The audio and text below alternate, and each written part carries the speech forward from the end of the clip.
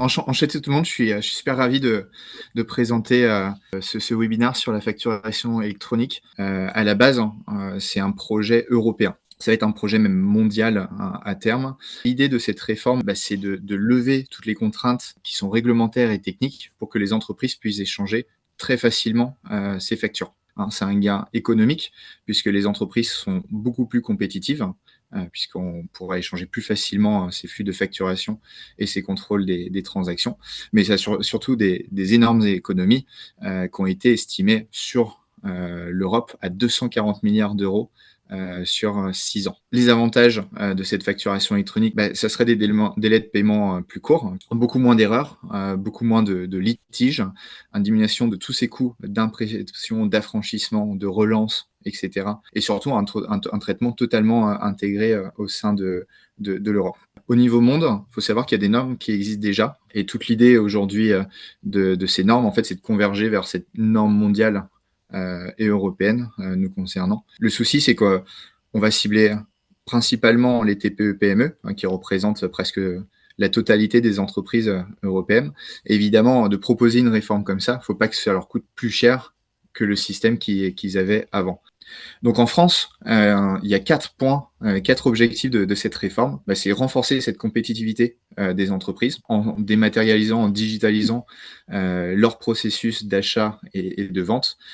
Ces entreprises vont gagner de l'argent. Toutes ces obligations déclaratives en matière de TVA, avec une plateforme comme celle qui va exister, ça va être beaucoup plus simple puisque la TVA sera connue, puisque toutes les factures passeront par cette plateforme de l'État qui va centraliser toutes les données.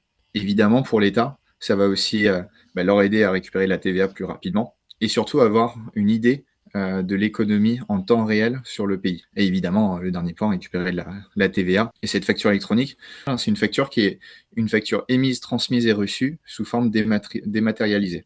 Et voilà comment ça va se passer. Il va y avoir un portail public de facturation qui va être créé par l'État. Donc, il va y avoir l'administration fiscale qui va être connectée à ce portail de facturation. Et vous allez avoir des acteurs qui vont être soit des plateformes partenaires de l'État pour pouvoir émettre et recevoir des factures, ou des opérateurs qu'on appelle de dématérialisation, qui ne seront pas agréés à l'État, mais qui auront aussi la capacité de se connecter à ces plateformes. Évidemment, chaque entreprise aura la décision, le droit de se connecter directement à ce portail de public de facturation sans passer par un opérateur tiers. Et l'avantage qu'il y aura avec ça, c'est qu'un vendeur enverra sa facture sur le portail public de facturation avec un numéro de SIRET, et avec ce numéro de SIRET, sera rerouté directement vers l'entreprise en question. Tout sera accessible via une seule et même plateforme.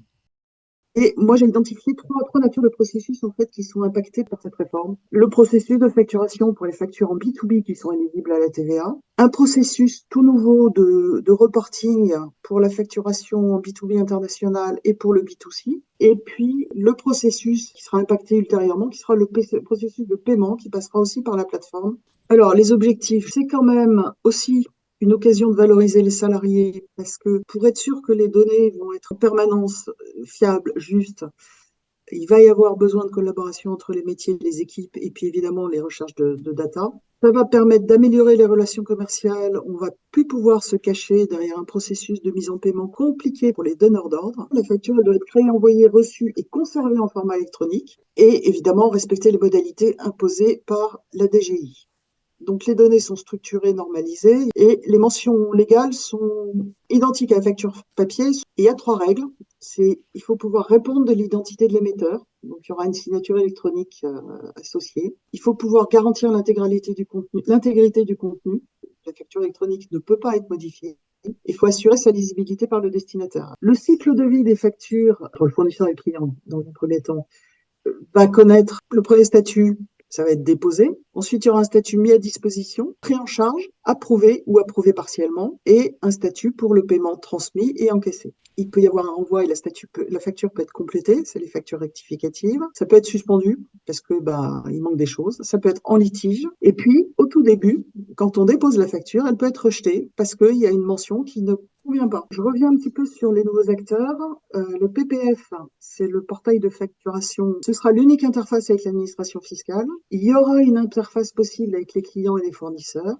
C'est gratuit et les factures seront archivées pendant 10 ans. Les plateformes de dématérialisation privée sont des opérateurs passent par des appels d'offres qui sont immatriculés par l'État pour 3 ans. Donc, il faut renouveler. Ils vont émettre, transmettre et réceptionner la facture électronique du fournisseur au client de façon quasi automatique. Ils vont s'assurer de l'adressage correct. Ils vont gérer et transmettre le cycle de vie des factures émises et reçues. Ils vont extraire les données réglementaires et les transmettre au portail public de facturation. Ils vont réceptionner ou extraire les données de transaction de paiement et les transmettre au portail. Ils vont contrôler la qualité des données.